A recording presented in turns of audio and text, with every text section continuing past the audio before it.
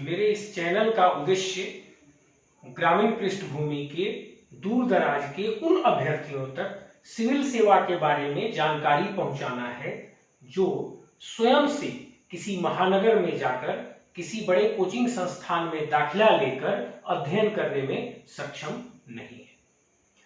इस उद्देश्य से मैंने अभी तक इस चैनल पे 3 वीडियो अपलोड किया है जो लोक प्रशासन विषय से संबंधित है।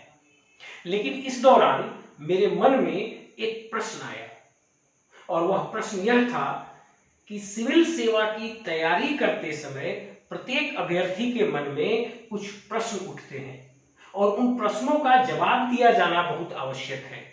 तब मैंने यह तय किया कि लोक प्रशासन विषय पर अपने लेक्चर्स को आगे बढ़ाने से पहले मैं उन सभी लोगों तक सिविल सेवा से संबंधित जो महत्वपूर्ण प्रश्न हैं, सिविल सेवा की तैयारी के दौरान जो महत्वपूर्ण प्रश्न उनके मन में आते हैं, उन प्रश्नों का मैं जवाब दूं।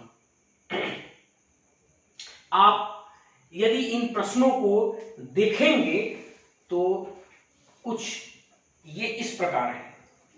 सबसे पहले अभ्यर्थी के मन में प्रश्न आता है कि सिविल सेवा की तैयारी किसे करना चाहिए, वह व्यक्ति इस श्रेणी में आता है अथवा नहीं आता है। दूसरा, सिविल सेवा की तैयारी कब से शुरू होती है, क्या सिविल सेवा की तैयारी अपने प्राथमिक कक्षाओं से ही शुरू होती है या बीए के बाद शुरू होती है।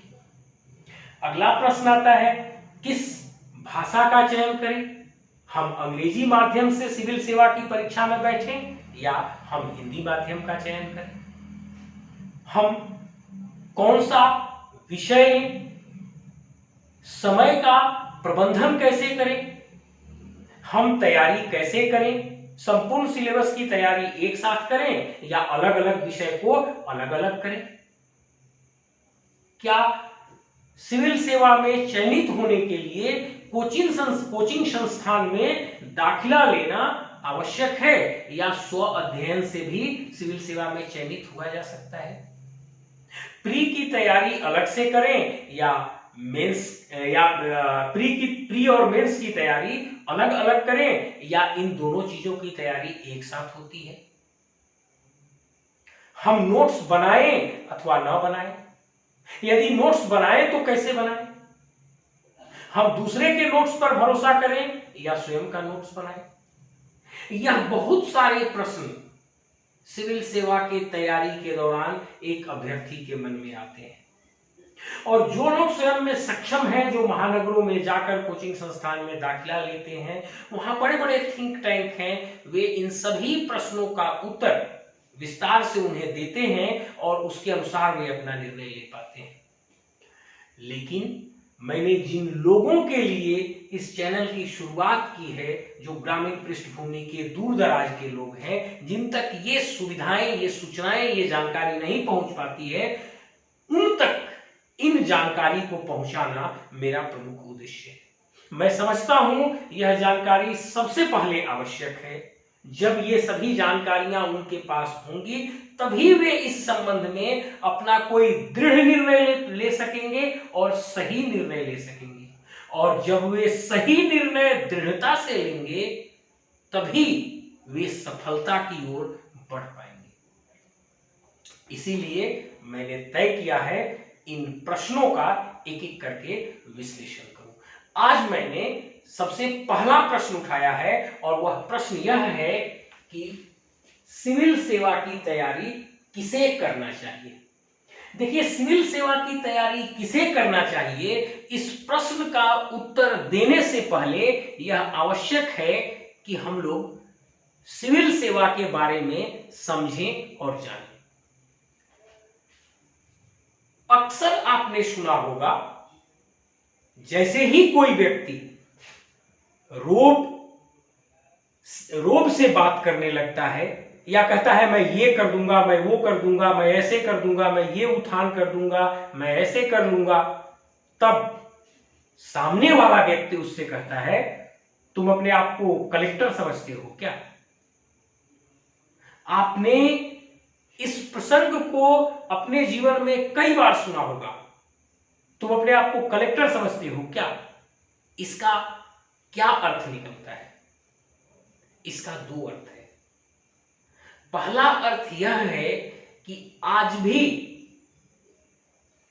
प्रशासन में कलेक्टर सबसे महत्वपूर्ण पद है, सबसे शक्तिशाली पद है।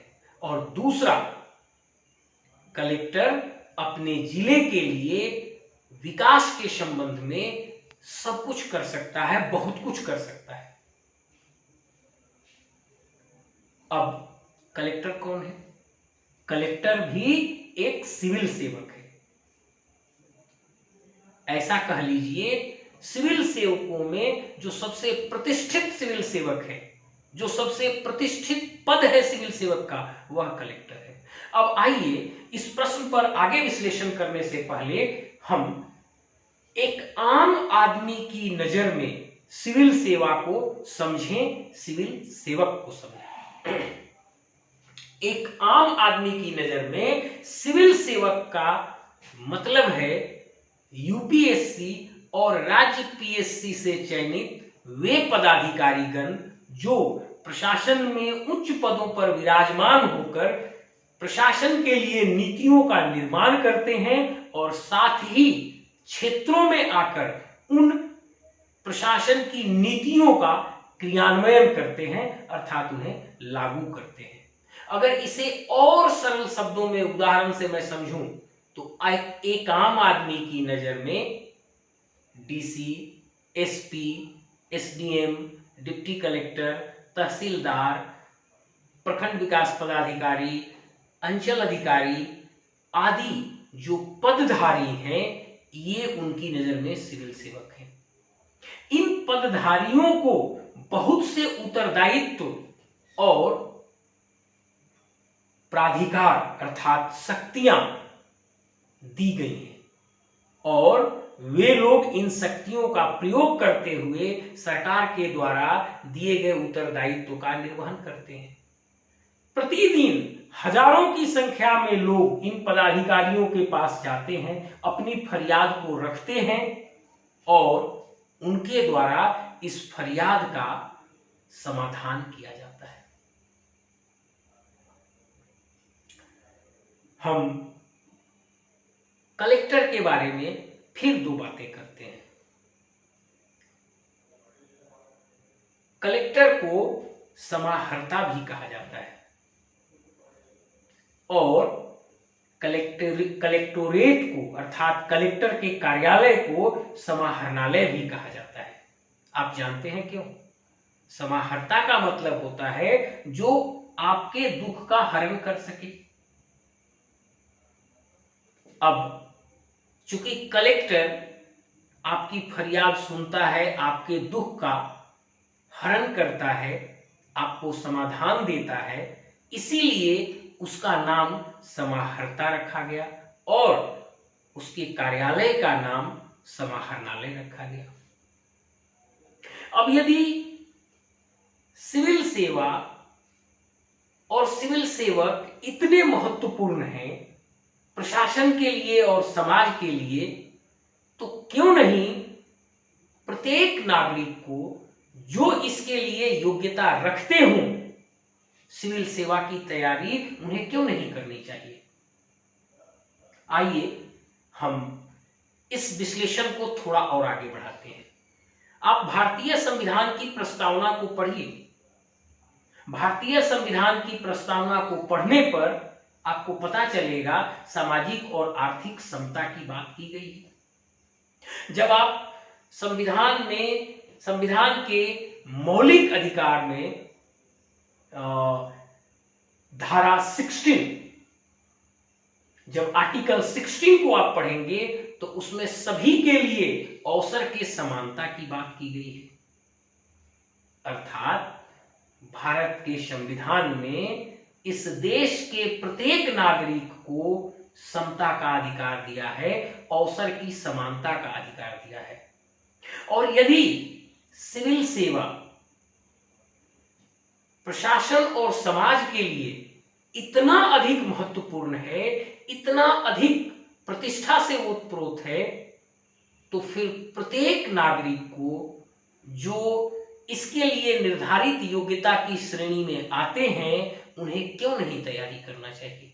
उन्हें क्यों नहीं सिविल सेवा का ख्वाब मन में बसाना चाहिए? उन्हें क्यों नहीं सिविल सेवा के लिए प्रयास करना चाहिए? और उन्हें क्यों नहीं सिविल सेवा के लिए चयनित होना चाहिए? और उन्हें क्यों नहीं सिविल सेवक के रूप में आकर समाज और प्रशासन में अपनी सेवा देनी चाहिए? मेरे समझ से इस देश के प्रत्येक नागरिक को सिविल सेवा के लिए प्रयास करना चाहिए, इसका स्वप्न देखना चाहिए, सफल होना चाहिए और समाज में आकर अपना योगदान देना चाहिए। कई लोगों के मन में एक प्रश्न आता है, कई लोगों के मन में ये प्रश्न आता है, क्या शहरी पृष्ठभूमि के लोग ही सफल होते हैं? ग्रामीण पृष्ठभूमि के लोग सिविल सेवा में सफल नहीं होते हैं? क्या ग्रामीण पृष्ठभूमि के लोगों को सिविल सेवा के लिए तैयारी नहीं करनी चाहिए? मेरी समझ से ये आपकी गलत सोच है। वर्तमान समय में यह सोच बिल्कुल ही गलत है। पहले तक, कुछ समय पहले तक अगर इस प्रश्न की कुछ रिलीवेंसी थी भी, तो आज बिल्कुल रिलीवेंट नहीं है। आज इस इंफॉर्मेशन टेक्नोलॉजी के युग में सभी जानकारियां, सभी सुविधाएं आपको भारत देश के कोने कोने तक पहुंचाई जा सकती हैं। इसलिए आप शहरी पृष्ठभूमि से हैं या ग्रामीण पृष्ठभूमि से हैं, यह बहुत मायने नहीं रखता। आप निश्चित रूप से तैयारी कर सकते हैं। यहां पर एक प्रश्न आपके मन में आता होगा कि शहरी पृष्ठभूमि में तैयारी का माहौल बेहतर होता है। इसका जवाब मेरे पास बस एक ही है। यदि आप ग्रामीण पृष्ठभूमि में भी हैं और यदि 3-4 लोग एक साथ रहकर तैयारी कर सकते हैं, तो ग्रामीण पृष्ठभूमि क्या, यदि आप डेंस फॉरेस्ट में भी रहते हैं, यदि आप पर्वत पर भी रहते हैं और 3-4 लोग साथ में एक साथ मिलकर तैयारी करने वाले हैं, कहीं कोई दिक्कत नहीं होगी। आप 3-4 लोग मिलकर उस तरह का माहौल बना सकते हैं, उस तरह का कॉम्पिटिटिव माहौल तैयार कर सकते हैं और आप बड़े आराम से ग्रामीण पृष्ठभूमि के हैं तब भी आप तैयारी कर सकते हैं और आपको तैयारी जरूर करनी चाहिए। अगला प्रश्न व्यक्ति के मन में आता है, क्या कॉन्वेंट में शुरू से पढ़े अभ्यर्थी ही चयनित होते हैं? सरकारी स्कूल में या सामान्य विद्यालयों में पढ़े हुए अभ्यर्थियों का चयन नहीं होता है? आज आप नजर उठाकर देख लीजिए, हजारों ऐसे उदाहरण हैं जो कॉन्वेंट में नहीं पढ़े हैं, जो ग्रामीण पृष्ठभूमि के थे, सरकारी विद्यालयों में पढ़े थे, सामान्य विद्यालयों में पढ़े थे, जहां बहुत सारी सुविधाएं नहीं थी, लेकिन बाद में उनके द्वारा मेहनत और प्रयास से ऐसा किया गया।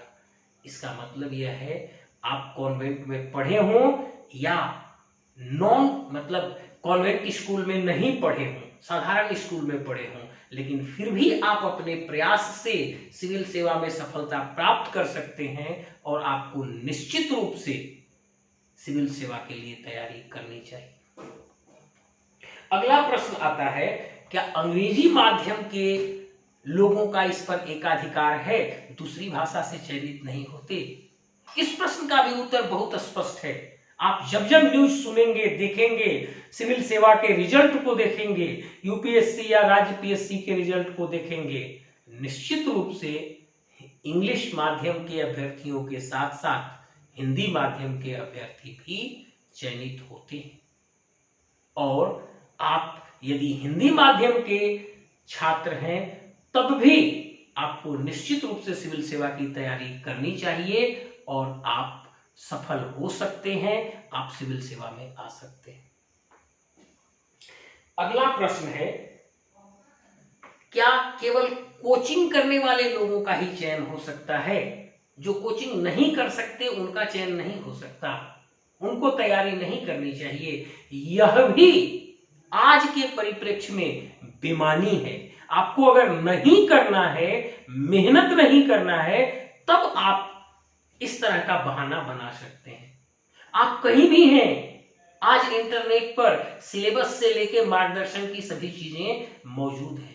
बहुत सारे लोग इसी तरह यूट्यूब पे अपने अपने विषय का, जनरल स्टडीज का फ्री ट्यूटिंग करते हैं। आपके पास बस एक मोबाइल फोन होना चाहिए, स्मार्टफोन होना चाहिए, आपके पास डेडिकेशन और लगन होना चाहिए। आप बिना महानगर में गए, बिना कोचिंग में दाखिला लिए भी, कहीं से भी रहकर आप सिविल सेवा की तैयारी कर सकते हैं और सभी चीजें आप तक उपलब्ध होंगी। बस जरूरत है आप में लगन की, लगातार मेहनत करने की और जी तोड़ मेहनत करने की। निश्चित रूप से आप सफल हो सकते हैं। अगला प्रश्न व्यक्ति के मन में आता है, क्या प्रशासनिक पृष्ठभूमि के जो परिवार होते हैं केवल उन्हीं का चयन हो सकता है? ऐसा नहीं है। आप बिल्कुल देख लीजिए, हजारों उदाहरण हैं, कहने की जरूरत ही नहीं है, कहने की जरूरत ही नहीं है। हजारों उदाहरण हैं जिनकी परिवार में कोई प्रशासनिक पृष्ठभूमि नहीं थी, कोई व्यक्ति इवेन सरकार में प्यून तक नहीं था, उन घरों से भी अभ्यर्थियों ने सिविल सेवा में सफलता पाई है और बहुत उच्च रैंक में सफलता पाई है। इसलिए आप यदि उस श्रेणी में आते हैं तब भी आप सिविल सेवा के लिए तैयारी कर सकते हैं और सफल हो सकते हैं, और आपको करना भी चाहिए। इसी तरह का कुछ प्रश्न है, क्या पुरुष ही अधिक सफल होते हैं, महिलाएं सफल नहीं होती? अब यह भी प्रश्न का उत्तर देना मुझे अजीब महसूस होता है। आप पिछले कुछ सालों का सिविल सेवा का रिजल्ट देख लीजिए, महिलाएं सिविल सेवा में अधिकतर टॉप कर रही हैं, टॉप 10 रैंक में आ रही हैं। आप भी, आप महिला हो या पुरुष, आपको तैयारी करनी चाहिए और निश्चित रूप से आपको सिविल सेवा के लिए प्रयास करना चाहिए। कुछ यह भी प्रश्न आता है कि कुछ लोग विवाहित हो चुके हैं, क्योंकि सिविल सेवा की तैयारी करने में एक बहुत लंबा समय लगता है, और विशेषकर चूंकि ये मेरा ये चैनल ग्रामीण पृष्ठभूमि के दूर दराज के लोगों के लिए केंद्रित है, उनके साथ जो परिस्थितियां होती हैं, एक तो कम उम्र में विवाह का दबाव होता है, उनकी शादी हो जाती है या उन्हें मजबूरी में शादी करना पड़ता है। दूसरा, उनके पास अध्ययन की सुविधाएं उतनी नहीं होने से अधिक लंबे समय तक उन्हें प्रयास करना पड़ता है, और इससे उनकी उम्र 26, 27, 28, 30, 32 साल तक हो जाती है। इस अवस्था तक उनका विवाह हो जाना बहुत लाजमी, बहुत नॉर्मल सा विषय है। इस परिस्थिति में उन लोगों के पास अंत के कुछ समय बचते हैं, जैसे कोई आदमी लगभग 30 साल का हो गया है, अब 35 साल की उम्र तक वह राज्य पीएससी में बैठ सकता है, क्या अब उसे तैयारी करनी चाहिए या नहीं करनी चाहिए? ग्रामीण पृष्ठभूमि के अधिकतर लोगों के साथ ये समस्या है, सामाजिक दबाव है, मटेरियल और सुविधा की कमी और मार्गदर्शन की कमी होने के कारण उन्हें सिलेबस और चीजों की जानकारी देर से होती है, उन्हें प्रोलॉन्ग्ड समय तक प्रयास करना पड़ता है। अब क्या उन्हें तैयारी करनी चाहिए या नहीं करनी चाहिए? निश्चित रूप से करनी चाहिए।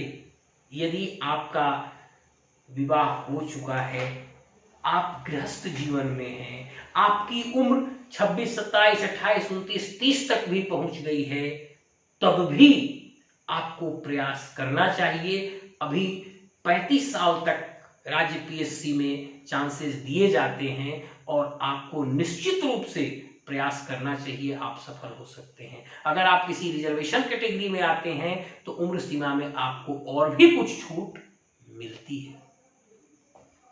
ऐसा ही एक प्रश्न है, कई लोग पहले से सोचते हैं कि सिविल सेवा बहुत कठिन है, हम क्या करें, पहले से कोई नौकरी ले लेते हैं, और अधिकतर लोग शिक्षक या किसी अन्य छोटी मोटी नौकरियों में आ जाते हैं अधिकतर लोग शिक्षक इसलिए प्रेफर करते हैं क्योंकि पढ़ना और पढ़ाना दोनों एक ही दिशा का प्रवाह है, इसलिए वे सोचते हैं कि हम पढ़ाएंगे भी और अपने अध्ययन भी करेंगे।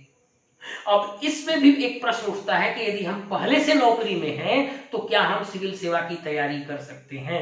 निश्चित रूप से आप सिविल सेवा की तैयारी कर सकते हैं। मैं प्रशासनिक सेवा के लिए चयनित हूं। मैं भी ग्रामीण पृष्ठभूमि से हूं, मैं भी हिंदी भाषी हूं। मेरा भी चयन से पहले, तैयारी से पहले विवाह हो चुका था, लेकिन इन सभी परिस्थितियों के बाद भी मैं चयनित हुआ हूं। ये प्रत्यक्ष उदाहरण आपके सामने है और हम जैसे ग्रामीण पृष्ठभूमि के लोगों के लिए यह बिल्कुल आम बात है, यह बिल्कुल आम बात है। अधिक उम्र में जाकर सिलेबस का पता चलना, देर तक समय चाहिए पढ़ने के लिए क्योंकि मटेरियल नहीं मिल पाता है, तब तक लगभग सभी लोग गृहस्थ जीवन में आ जाते हैं, लेकिन उसके बाद भी बड़े आराम से तैयारी की जा सकती है और सफलता लिया जा सकता है। मैंने बताया आपको, मैं स्वयं ग्रामीण पृष्ठभूमि से हूँ, कॉन्वेंट स्कूल से नहीं पढ़ा हूँ, सरकारी विद्यालयों से पढ़ा हूँ, पूर्ण रूप से हिंदी माध्यम से पढ़ा हूँ। मेरा भी विवाह पहले हो चुका था और मैं प्रशासनिक सेवा के लिए चयनित हूँ। निश्चित रूप से आप चयनित हो सकते हैं। आप यदि गृहस्थ जीवन में आ चुके हैं तब भी आपको सिविल सेवा के लिए जरूर प्रयास करना चाहिए और यदि आप लगन से प्रयास करेंगे तो निश्चित रूप से सफलता आपको मिलेगी और आपको एक मौका मिलेगा सिविल सेवा में आने और प्रशासन और समाज को अपनी सेवा देने का। आप निश्चित रूप से सिविल सेवा में आकर समाज और प्रशासन को सेवा दे पाएंगे।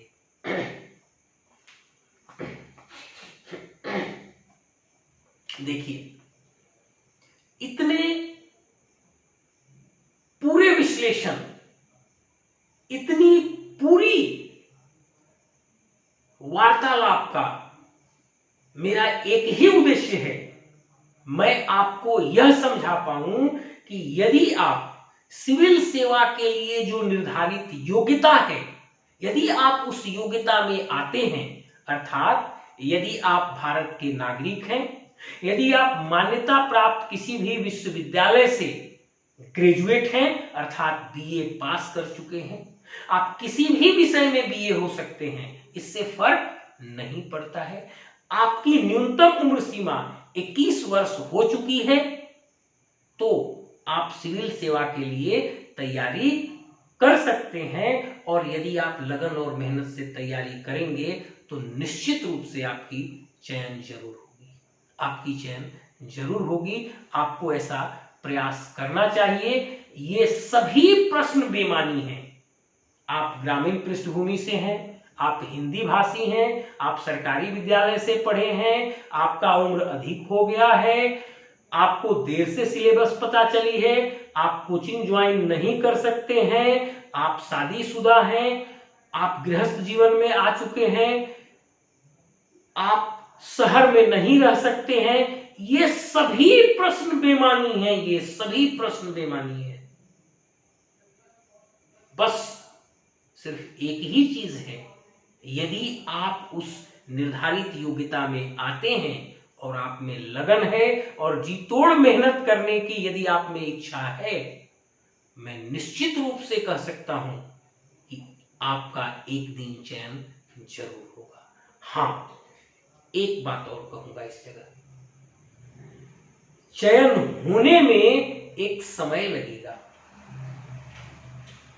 आप सोचिए, मक्खी और मच्छर कितने समय में अपना बच्चा देते हैं। एक हाथी को देखिए, वो कितने समय में अपना बच्चा देता है।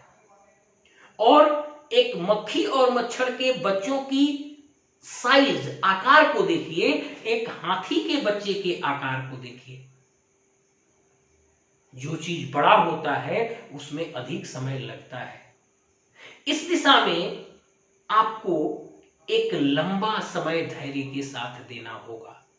बीच में कई बार आपको असफलता भी मिलेगी, कई बार आप कभी प्री में छटेंगे, जब प्री में चयनित होंगे तो कभी मेंस में छटेंगे, कभी मेंस में चयनित होंगे तो इंटरव्यू में जाकर छटेंगे। और इस तरह यदि आप लगातार प्रयास करते रहेंगे, और जो व्यक्ति लगातार प्रयास करते रहता है वह एक दिन निश्चित रूप से चयन होता है, वह एक दिन निश्चित रूप से चयनित होता है और उसे एक मौका मिलता है इस प्रतिष्ठित सेवा में, इस प्रतिष्ठित सिविल सेवा में आने का और अपना समाज को योगदान देने का।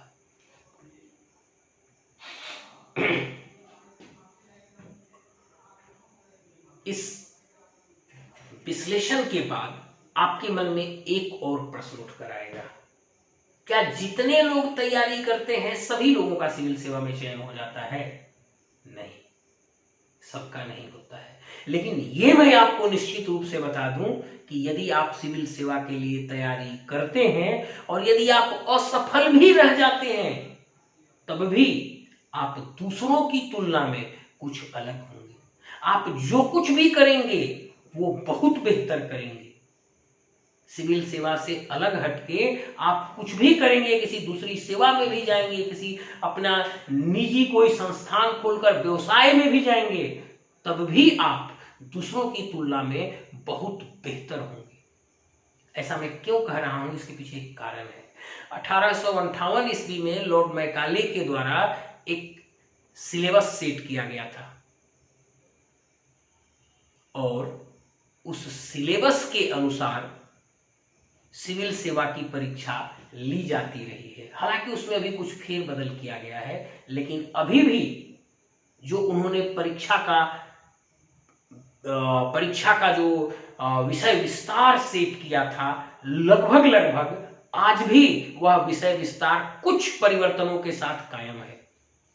अब आपको जीव विज्ञान, भौतिक विज्ञान, रसायन विज्ञान, भारत का संविधान, भारत का इतिहास, प्रशासन, राजनीति शास्त्र, पूरा भूगोल और अन्य कई विषयों की इतनी जानकारी आपको होगी जिससे आपके निर्णय लेने में एक परिवर्तन आ जाएगा। आप अपने आप को एक परिवर्तित व्यक्ति महसूस करेंगे।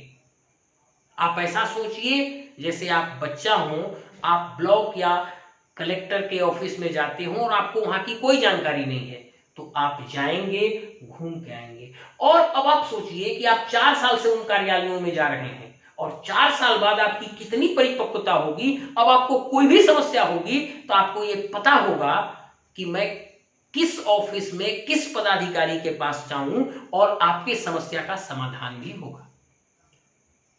आप अंतर देखिए, जब आप नहीं जानते थे तब आप अपनी समस्या को लेकर चुप हो जाते थे। जब 2-4 साल के प्रयास में इस चीज को आप जान गए, कहां किस समस्या को किस पदाधिकारी और ऑफिस में रखना है, आप अपनी समस्या को रख पाते हैं और आपका समाधान हो जाता है। यही अंतर है सिविल सेवा की तैयारी से पहले और सिविल सेवा की तैयारी के बाद में। यदि आपको ये डर सताता भी है कि यदि मेरा चयन नहीं हुआ तो, तब भी आप जो कुछ भी करेंगे वो आपके पर्सनालिटी में दिखेगी। अब मैं अपने इस प्रश्न का उत्तर कंक्लूड करता हूं कि सिविल सेवा की तैयारी किसे करना चाहिए। मेरे समझ से सिविल सेवा की तैयारी करने, सिविल सेवा में आने का सपना देखने, सिविल सेवा की तैयारी करने, सिविल सेवा में सफल होने और सिविल सेवक के रूप में सफल होकर आने का बराबर का अधिकार भारत के प्रत्येक नागरिक को है।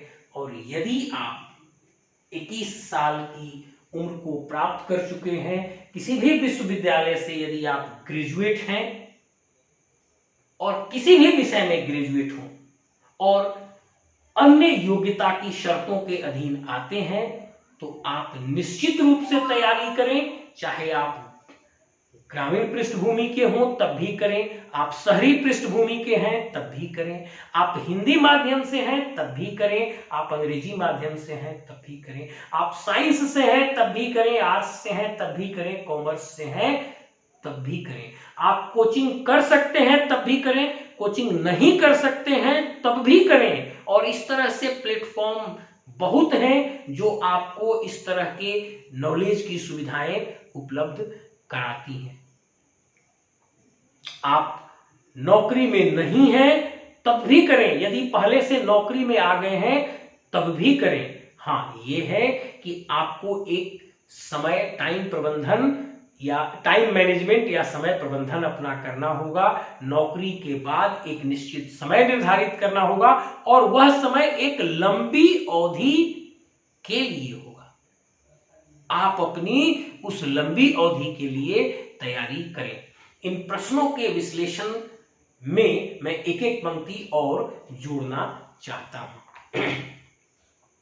आप शहरी पृष्ठभूमि से हैं तब भी तैयारी करें, यदि आप ग्रामीण पृष्ठभूमि से हैं तब भी तैयारी करें। आपके पास इंटरनेट की सुविधा है, आपको बहुत सी फ्री क्लासेज मिलेंगी, फ्री मार्गदर्शन मिलेगा और आप कर सकते हैं। आपके पास माहौल नहीं है, 3-4 लोग एक साथ जमा हो जाए, मिलकर तैयारी करें और आपका माहौल भी हो जाएगा। पहला प्रश्न का उत्तर हुआ, यदि आप शहरी पृष्ठभूमि में हैं तब तो ठीक ही है, यदि आप ग्रामीण पृष्ठभूमि में भी हैं तब इंटरनेट का सहारा लेकर और अपना एक ग्रुप बनाकर तैयारी करें। अब दूसरा, आप अंग्रेजी माध्यम के हैं, बहुत सही है, मटेरियल बहुत उपलब्ध है। लेकिन यदि आप हिंदी माध्यम के हैं तब भी आप तैयारी करें। अधिकतर विषयों में अब हिंदी माध्यम में भी बहुत सी चीजें लिखी जा चुकी हैं और आप अपने आप को इतना डेवलप करें कि अंग्रेजी माध्यम की किताबों को पढ़कर और हिंदी माध्यम में आप अपना उत्तर दें। अगला, यदि आप कोचिंग कर सकते हैं तब तो बहुत अच्छी बात है, आपको मार्गदर्शन मिल जाएगा, तब तो आप तैयारी करें ही करें। यदि आप कोचिंग नहीं कर सकते हैं तब भी आप तैयारी जरूर करें।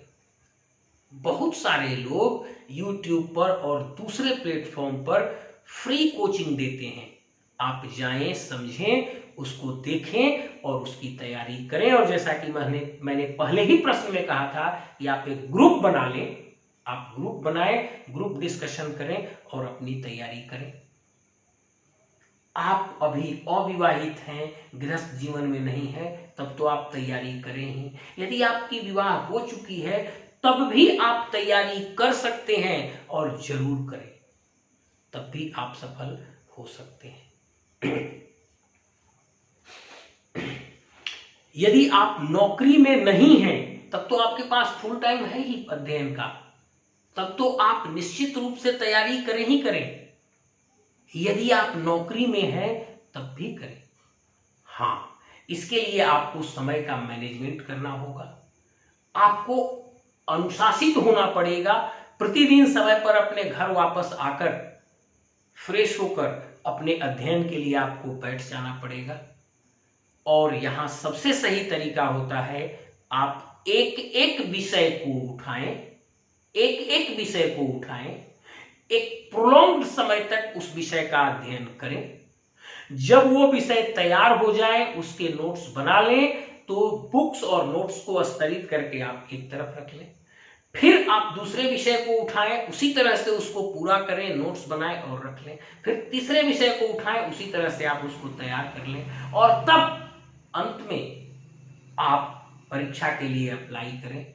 उस समय आपके पास बहुत से ऑप्शन हैं। आप अपने कार्यालय से 4 माह की, 3 माह की छुट्टी ले लें। चूंकि आपका पहले से तैयारी किया हुआ है, आप बड़े आराम से आप उनको एक बार रिवाइज करेंगे, वे सभी चीजें आपके मस्तिष्क में आ जाएंगी और आप अपने परीक्षा में जाकर बड़े आराम से लिख सकते हैं और बड़े आराम से आप सफल हो सकते हैं। इस प्रकार मेरे समझ से इस प्रश्न का बृहद विश्लेषण हमने किया और आपके मन में इस विषय से जुड़ी जितनी भी शंकाएं होंगी, अब तक उनका समाधान हो गया होगा।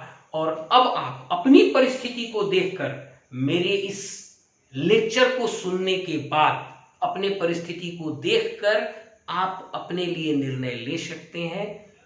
मैं ईश्वर से दुआ करता हूं आप सभी लोग प्रयास करें, आप सभी लोग सफल हों।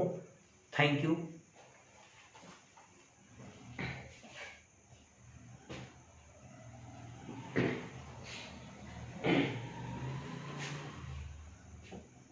इसके साथ ही मैं कुछ और आपको बताना चाहता हूं। आगे मैं एक एक करके पहले इसी प्रकार के जुड़े जो प्रश्न हैं उन सभी प्रश्नों का विश्लेषण कर लूंगा और उसके बाद फिर एक एक करके लोक प्रशासन की क्लास को मैं अपलोड करता जाऊंगा। लोक प्रशासन के लिए आपको कहीं जाने की जरूरत नहीं है। सटीक और सरल शब्दों में, सरल व्याख्या में आपको लोक प्रशासन संपूर्ण रूप से प्राप्त होगी। हाँ, अब इस वीडियो को पूरा सुनने के बाद यदि आपको लगता है कि यह वीडियो आप लोगों के लिए उपयोगी है, तब आप इसे सब्सक्राइब करें और इसकी जानकारी अपने ऐसे सभी दोस्तों, अपने सभी साथियों को दें जो आपकी तरह की परिस्थिति में हैं, सिविल सेवा में आने का स्वप्न संजोए रखे हैं। उन सभी लोगों को इस वीडियो के बारे में बताएं, उन तक इसको शेयर करें। एक और बात, यह अध्ययन का चैनल है, कोई मजाक, कोई मस्ती, कोई इंटरटेनमेंट का चैनल नहीं है कि 5 मिनट, 10 मिनट या 12 मिनट का शेड्यूल बनाकर, एक टाइम शेड्यूल बनाकर और उतने में उस चीज को फिनिश किया जाए। नहीं, एजुकेशनल चैनल में आपको जिस टॉपिक को आप उठाते हैं उसकी